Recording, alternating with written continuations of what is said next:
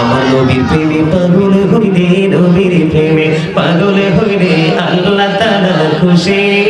নবীর দুরূদ পড়ো দিবানিশি, বলেন আমার নবীর প্রেমে পাগল হইলে, নবীর প্রেমে পাগল হইলে আল্লাহ তাআলা খুশি। নবীর দুরূদ পড়ো দিবানিশি। ওই আমার নবীর প্রেমে পাগল হইলে গো,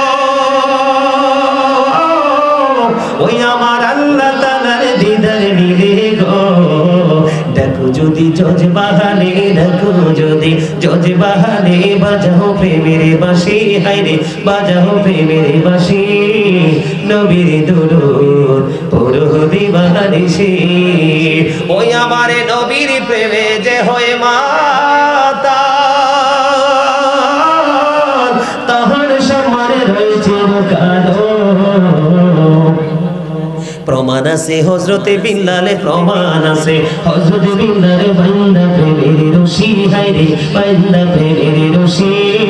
নবীর দুরূদ পড়ো দিবানিশি। ওই হযরতে ওয়াশকরুনি প্রেমিক ছিল গো, ওই আমার নবীর প্রেমে দাদ ভাঙিল গো। জুবায় উপহার পাইল, জামায় উপহার পাইল, হইয়া প্রেমে উদাসী। নবীর দুরূদ পড়ো দিবানিশি। বলেন নবীর প্রেমে পাগল হইলে, নবীর প্রেমে আল্লাহ তাআলা খুশি। নবীর দুরূদ পড়ো দিবানিশি। বলেন পড়ো দুরূদ নবী মুস্তাফায় রে, সময় যায় পড়ো দুরূদ নবী মুস্তাফায়। ওই আমার আল্লাহ যখন ছিলেন একা, নাহি ছিল কোন সখায়, আপন নূর হইতে খোদা হাবিবে নূর করলেন জোদা। জুসমানিল এশিকেরি দরিয়ায় রে, সময় যায় পড়ো দুরূদ নবী মুস্তাফায়। মারহাবা, ভাল লাগে না? আরে রাত্র যত গভীর হয় প্রেম তত মজার হয়, ঠিক কিনা বলেন? পৃথিবীর ইতিহাস খুঁজে দেখেন, এই পৃথিবীর বুকে যত সাধকদের জীবনী খুঁজে দেখেন আপনি, রাত যত গভীর হয়েছে তারা তত মালিকের সাথে প্রেমের ডুরি লাগাইছে।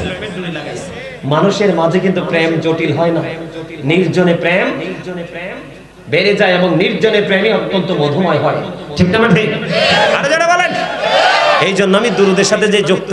আমার আরেকটা গজল খুব পছন্দ, মনে হয়েছে কইতাম না একটু, এরপরে আবার ওয়াজটায় ফিরে যাব, শুনবেন?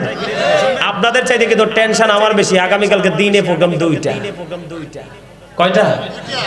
এক তো জুমার দিন, রাতের প্রোগ্রাম ওই হবিগঞ্জ সিলেটে।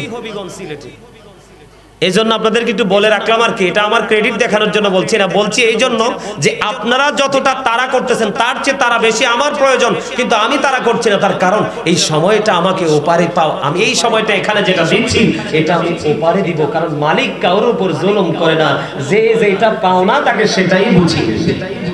সুবহানাল্লাহ বলেন না কেন? আপনার আমার জীবনের হিসাব কি দিতে হবে না? সময়ের হিসাব কি দিতে হবে না?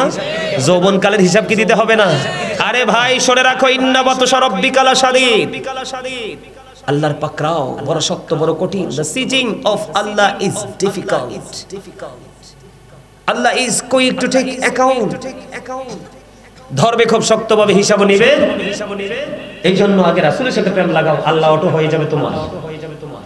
রাসূল ছাড়া আল্লাহ পাওয়ার কোনো সম্ভাবনা আছে? আমার গজলটাকে একটু গাইবেন আপনারা, আরো জোরে গাইবেন, হ্যাঁ? গোলাপ নীলাম গাঁদা নীলাম নীলাম রজনীগন্ধা, মনের সুখে মালা গাঁথিব সকাল থেকে সন্ধ্যা, মনের সুখে মালা গাঁথিব সকাল থেকে সন্ধ্যা। একবার দেখা দাও যদি ও গো কামলিওয়ালা, একবার দেখা দাও যদি স্বপ্নে রাত্রি বেলা, হাসি মুখে পড়াবো তোমার হাজার ফুলের মালা বলো ইয়া রাসূলুল্লাহ ইয়া হাবিবাল্লাহ বলো ইয়া রাসূল ইয়া হাবিবাল্লাহ গোলাপ নীলম গাঁদা নীলম নীলম রুজিরি গন্ধা মনের শোকে মান গতিব সকাল থেকে সন্ধ্যা একবার দেখা দাও যদি ও গো কমলি ভরা একবার দেখা দাও যদি হাসি মুখে পড়াবো তোমায় হাজার ফুলের মালা বলো ইয়া রাসূলুল্লাহ যুবকরা বলো ইয়া রাসূলুল্লাহ লাল ফুলকে প্রশ্ন করি রংটি কোথায় পেলে উত্তর দেশে রংটি ছিল নবী রক্ত থেকে মিলে নবী রক্ত থেকে মিলে লাল ফুলকে প্রশ্ন করি রংটি কোথায় পেলে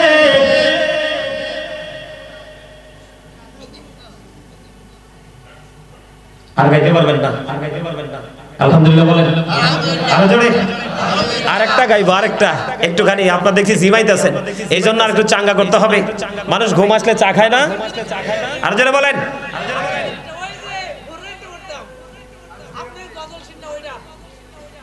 মোহাম্মদ নামটি প্রথম আগে তবে অনেক গজলে গাইছি রে আচ্ছা দেখ ওইটা তো এটা গামো একটু পরে তবে আমার আরেকটা প্রিয় গজল আছে আপনাদের যে বিশেষ বক্তা আজকে শেখ জাহিদ আল কাদরি মাদ্দাজিল্লাহুল আলী ওর সবচেয়ে বেশি পছন্দ আমার এই গজলটা একটু গাইবো আপনারা শুনেন আপনারা আগে শুনছেন কিনা জানি না আমার সাথে আপনারা একটু গাইবেন নবী নবী বলে হায় কেঁদে কেঁদে দিন যায় পাইনি দিদার ধনে লাখো সালাম কদমে নবী লাখো সালাম কদমে নবী নবী বলে হায় কেঁদে কেঁদে দিন যায় পাইনি দিদার ধমে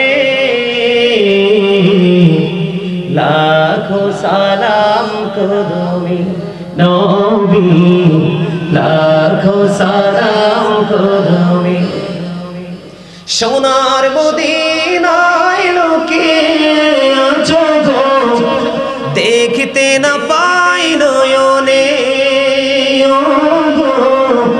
দেখতে না পাই নয়নে দয়ারি নজরে যাও গোলামের দেখা দাও দয়ারি নজরে যাও গোলামের দেখা দাও ধন্য করো জনমে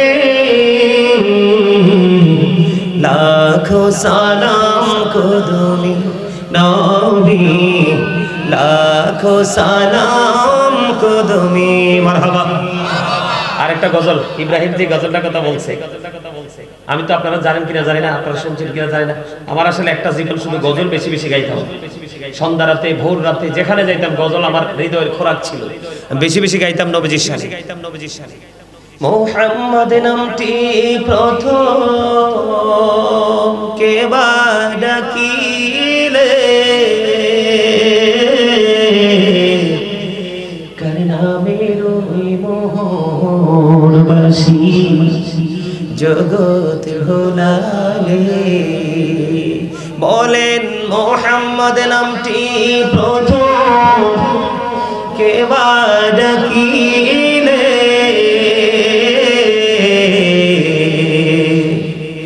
কার নামের ওই মোহনবাসী জগৎ ভোলালে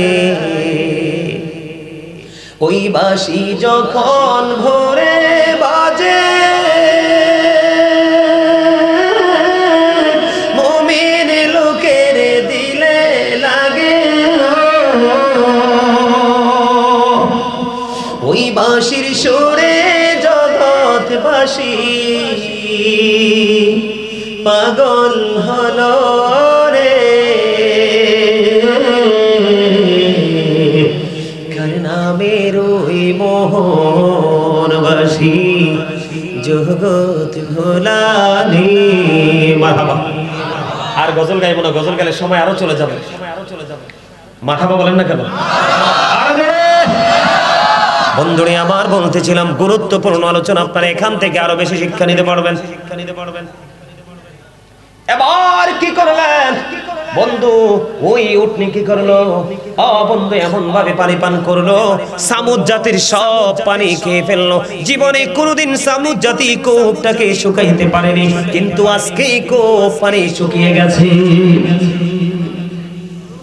আল্লাহু আকবার বলেন না। যখন এই কূপটা যখন শুকিয়ে গেল, আল্লাহ রাব্বুল আলামিনের পক্ষ থেকে পয়গাম চলে আসলো, খবর চলে আসলো হযরতে সালেহ আলাইহিস সালামের কাছে। নবী, আপনি আপনার ওই কওমের লোকগুলোকে আপনি জানিয়ে দেন, যেদিন উটনিটা কূপের পানি খাবে ওই দিন কোনো মানুষ ওই কূপের কিনারায় যাবে না।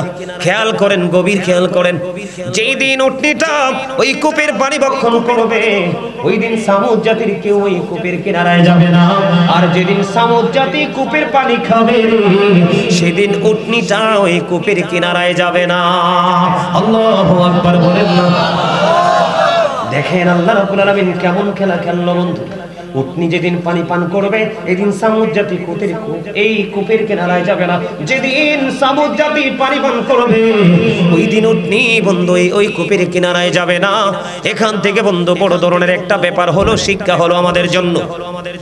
যদি মানুষগুলো ওই দিন কূপের পানি পান না করে তাহলে মানুষগুলো সেদিন কি পান করবে? মানুষ তো পানি ছাড়া বাঁচতে পারবে না। বন্ধু আল্লাহ রাব্বুল আলামিনের পক্ষ থেকে ফয়সালা চলে আসলো, যেদিন মানুষ ওই উটনির কাছে যাবে, পানির কাছে যাবে না, সেই দিন এই সামুদ জাতিগুলো উটনির দুধ পান করবে। কোন দিকে ছায়া রইছেন? বুঝছেন কিছু? এখানে কি প্রেম রহস্য করা প্রেম বুঝতে পারছেন? যেদিন মানুষ উটনির পানি খেতে, যেদিন কূপের পানি খেতে পারবে না সেদিন বরাদ্দ কি? দুধ। এবার বুঝেন উটনির বাটি কি পরিমাণ দুধ দিয়ে দিছে আল্লাহ। সুবহানাল্লাহ বলেন না। দেখতে দেখতে দেখতে দেখতে চলতে চলতে চলতে চলতে বন্ধু দিন শেষ হতে লাগলো। এবার ওই সামুদ জাতিগুলো বন্ধু আস্তে আস্তে ধনী হতে লাগলো। ইচ্ছে মতো দুধ দহন করে উটনির বাট থেকে, কিন্তু এই কুদরতি উটনির দুধ তো কমে না। আমরা দেশে দুধ দিয়ে অনেক ধরনের খাবার বানাই কিনা? মিষ্টি, রসমলাই, কত ধরনের ঘি, মাখন টাখন কত কিছু বানাই কিনা? বন্ধু সামুদ জাতি উটনির দুধ দহন করতেছে। বন্ধু তাদের নিত্যদিনের চাহিদা পূরণ করতেছে। দুধ দিয়ে পুষ্টিকর খাবার বানিয়ে বানিয়ে বন্ধু তারা ধনী হতে লাগলো। এমনি ভাবে চলতে লাগলো। একদিন উটনি খাই কূপের পানি, একদিন সামুদ জাতি খাই কূপের পানি। এমনি করে করে চলতে চলতে চলতে চলতে আল্লাহ রাব্বুল আলামিন ওই হযরত সালেহ আলাইহিস সালামের কাছে খবর পাঠিয়ে দিলেন, ওগো নবী আপনি জানিয়ে দেন ওই সামুদ জাতির মধ্যে এই মাসের মধ্যে 10টা সন্তান গর্ভধারণ, 10টা মহিলা 10টা সন্তান প্রসব করবে। এর মধ্যে একটা সন্তানের কারণে গোটা সামুদ জাতি ধ্বংস হয়ে যাবে। জোরে জোরে বলেন নাউজুবিল্লাহ। আমি অত্যন্ত সিরিয়াসলি বলছি বন্ধু, এটা রং তামাশার জায়গা না, উদাসীনতার জায়গা না, এটা হলো শিক্ষার জায়গা। এটা কিন্তু একটা ক্লাস। পৃথিবীর শিক্ষা প্রতিষ্ঠানগুলোকে একরকম ভাবে বন্ধু টিচিং দেওয়া হয়, আর এই বাগানগুলো বছরে একবার সাজানো হয়। এটা আমাদের জীবনের শীতকালীন মৌসুমী একটি স্পেসিফিক একটা সংস্কৃতির অংশ, ঠিক কিনা বলে? এবার আল্লাহর নবীর কাছে খবর চলে আসলো, এই মাসের মধ্যে 10 জন মহিলা 10টা পুত্র সন্তান জন্ম দিবে, কিন্তু এর মধ্যে একটা সন্তান তার উসিলায় সামুদ জাতিটা ধ্বংস হয়ে যাবে। আল্লাহর হুকুম যেমন তেমন বন্ধু এই মাসের মধ্যে 10টা মহিলা 10টা পুত্র সন্তান জন্ম দিল। 10টা মহিলা জন্ম দেওয়ার পরে আল্লাহর হাবিব আল্লাহর নবী ওই যে কথাগুলো বলেছেন বন্ধু, তিনি কি করলেন? সমস্ত সামুদ জাতির কাছে বন্ধু খবরটা তিনি পৌঁছে দিয়েছেন, এই মাসের মধ্যে 10টা সন্তান প্রসব করবে।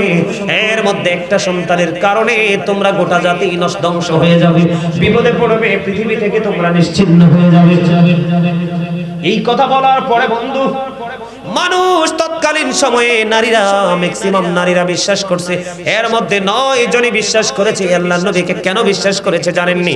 আমি কিন্তু একটা জায়গা শুরুতে রেখে এসেছি বন্ধু, এটা কিন্তু কোরআন থেকে আমি আপনাদেরকে শোনাচ্ছি। যখন আল্লাহর নবীকে সামুদ জাতি বলেছিলেন আপনি যদি নবী হয়ে থাকেন তাহলে আপনি পাহাড়ের ওই পাথরের পাহাড় থেকে উটনি বের করে দেখান, তিনি কিন্তু দেখাতে পারলেন। বাচ্চা প্রসব করতে হবে, সেটাও করলো। বাচ্চা প্রসব করার সাথে সাথে বাচ্চাটা হাঁটতে হবে, বিচরণ করতে হবে, সেটাও করলো। এটা করার কারণে তৎকালীন সময়ে সামুদ জাতির সর্দারের নাম ছিল বন্ধু জিন্দা। ওনার এই মুজিজা দেখে সঙ্গে সঙ্গে জিন্দা নামক লিডার তিনি 5 থেকে 6,000 মানুষ নিয়ে তৎকালীন সময়ে তিনি ওই সালেহ আলাইহিস সালামের প্রতি ঈমান আনলেন, বিশ্বাস করলেন। বাকি তারা বিশ্বাস করলেন না, ওনাকে জাদুকর বলে আখ্যায়িত করলেন। ঠিক তেমনি ভাবে যখন এই আল্লাহর নবী বলল 10টা সন্তান তোমরা জন্ম দিবা, এর মধ্যে যে কোনো একটার কারণে তোমরা ধ্বংস হয়ে যাবা, এই কথা বলার পরে ওই জিন্দার মতো 9 জনই বিশ্বাস করে প্রসবের পরে সঙ্গে সঙ্গে তাদের 9টা সন্তান হত্যা করে ফেলেছে। আর একটা মহিলা বলল না না, সেই আল্লাহর নবী হতে পারে অন্যদের কাছে, আমার কাছে না, সে জাদুকর। আমি সন্তান কষ্ট করে প্রসব করেছি, আমি আমার এই সন্তানকে হত্যা করব না, কারণ দেখতে অত্যন্ত সুন্দর ফুটফুটে, কিন্তু এটাই হলো সামুদ জাতির জন্য কাল।